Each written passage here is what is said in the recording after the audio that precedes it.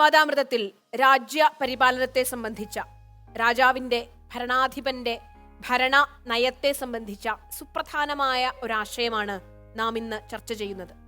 ഭാരതത്തിൻ്റെ സൂര്യവംശ ചന്ദ്രവംശ ചരിത്രമെടുത്തു നോക്കിയാൽ രാജാക്കന്മാരൊക്കെ പ്രജാഹിതത്തിന് മുൻതൂക്കം നൽകി ഭരിച്ചിരുന്നവരായിരുന്നു. പക്ഷെ അവരെ ആത്യന്തികമായി നയിച്ചത് ധർമ്മമെന്ന ഉദാത്തമായ ജീവിത മാതൃകയായിരുന്നു. ഒരു ധർമ്മസന്ദേഹം വന്നാൽ പ്രജാഹിതവും ധർമ്മവും ഒരേ രീതിയിൽ പോകുമ്പോൾ രാജഭരണം സുഗമമാവും.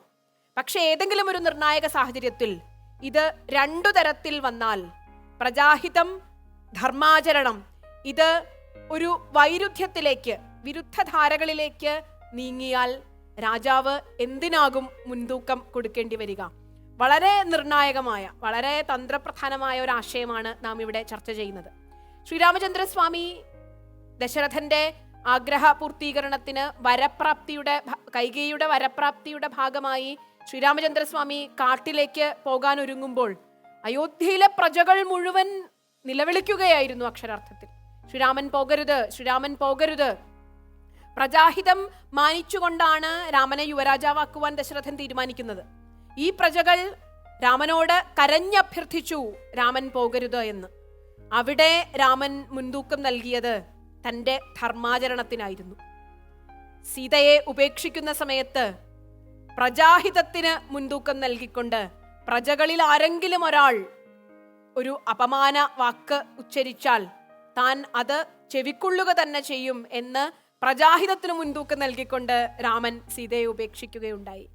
വളരെ ഗഹനമാണ് രാജഭരണത്തിൻ്റെ, രാജപദവിയിലിരിക്കുമ്പോൾ ഒരു തീരുമാനമെടുക്കുന്നത് വളരെ ദുഷ്കരമാണ്. ഇവിടെ എന്താണ് മാതൃകയാവേണ്ടത്? പ്രജാഹിതമോ ധർമ്മമോ? ഇതാണ് ഇന്ന് ചർച്ച ചെയ്യുന്നത്.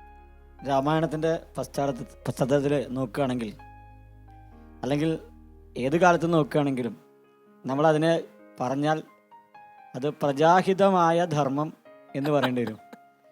ധർമ്മം അത് എന്തിനാണ് ധർമ്മം? എല്ലാറ്റിനെയും വേണ്ട പോലെ നിലനിർത്തലാണ് ധർമ്മത്തിൻ്റെ ഉദ്ദേശം. ധർമാചരണം നിലനിർത്താനല്ല എങ്കിൽ അത് അധർമാചരണമായി മാറും. രാജ്യത്തെ നിലനിർത്തുക എന്നുള്ളത് രാജാവിനെ സംബന്ധിച്ചിടത്തോളം ഏറ്റവും പ്രധാനപ്പെട്ട കാര്യമാണ്. രാജ്യഭരണത്തെക്കാൾ രാജ്യത്തെ നിലനിർത്തുക എന്നുള്ളത്. ആളുകളില്ലാതെ കൊണ്ട് എങ്ങനെ രാജ്യം ഉണ്ടാകും? ആദ്യത്തെ കാര്യത്തിൽ രാമൻ പ്രജകൾ കരഞ്ഞു നിലവിളിച്ചാലും രാമൻ പോയി എന്ന് പറഞ്ഞ സമയത്ത് അവിടെ ഭരിക്കാനൊരു രാജാവ് ഉണ്ടായിരുന്നു. രാമന് താഴെ സഹോദരങ്ങൾ വേറെ ഉണ്ടായിരുന്നു. ആർക്കും അവിടെ രാജാവാനുള്ള സാധ്യതകൾ ധാരാളമുണ്ട്.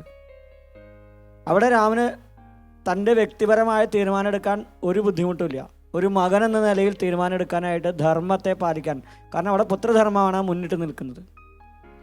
ഇനി സീതാപരിത്യാഗമാണ്, നമ്മൾ ഒരുപാട് സന്ദർഭങ്ങളുണ്ട്. ഇപ്പോൾ സീതാപരിത്യാഗമാണ് അടുത്ത് നമ്മൾ പരിഗണിക്കുന്നത് എങ്കിൽ, സീതാപരിത്യാഗത്തിൻ്റെ സമയത്ത് ഒരു ഭരണാധികാരിയെ സംബന്ധിച്ചിടത്തോളം അദ്ദേഹത്തിന് ഏറ്റവും സംശുദ്ധമാവണം അദ്ദേഹത്തിൻ്റെ എല്ലാ കാര്യങ്ങളും.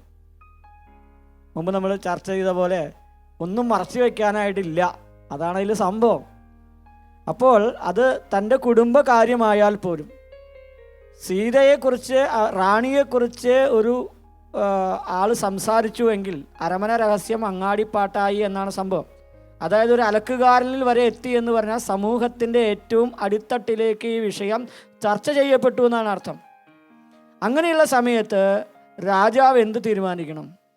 രാജാവിൻ്റെ ധർമ്മം, രാജാവ് പ്രജാഹിതം നോക്കുകയും ധർമ്മത്തെ പാലിക്കുകയും ചെയ്യണം. അവിടെ രാമനെ തീരുമാനിക്കണം. അവിടെ ലക്ഷ്മണനില്ല, ഭരതനില്ല, ശത്രുഘ്നില്ല, ദശരഥനില്ല, ആരുമില്ല. അവിടെ തീരുമാനമെടുക്കാനോ രാജ്യം ഭരിക്കാനോ ഒന്നുമില്ല. ഇങ്ങനെ നമ്മൾ ഓരോ കാര്യവും എടുത്ത് പരിശോധിക്കുന്ന സമയത്ത് വളരെ യുക്തിയുക്തമായിട്ട് തന്നെയാണ്, ധർമ്മത്തിൻ്റെ പക്ഷത്ത് നിന്ന് തന്നെയാണ് രാമൻ മുന്നോട്ട് പോയിരിക്കുന്നത്. ഈ ഓരോ നമ്മുടെ മറ്റു രാജാക്കന്മാരെ ചരിത്രം എടുത്ത് നോക്കിയാലും നമുക്ക് കാണാം. രാമായണം മാത്രമല്ല, അപ്പം നമ്മൾ ചർച്ച ചെയ്യുന്ന രാമായണമായതുകൊണ്ട് നമ്മൾ നോക്കുകയാണെങ്കിൽ കാണാം.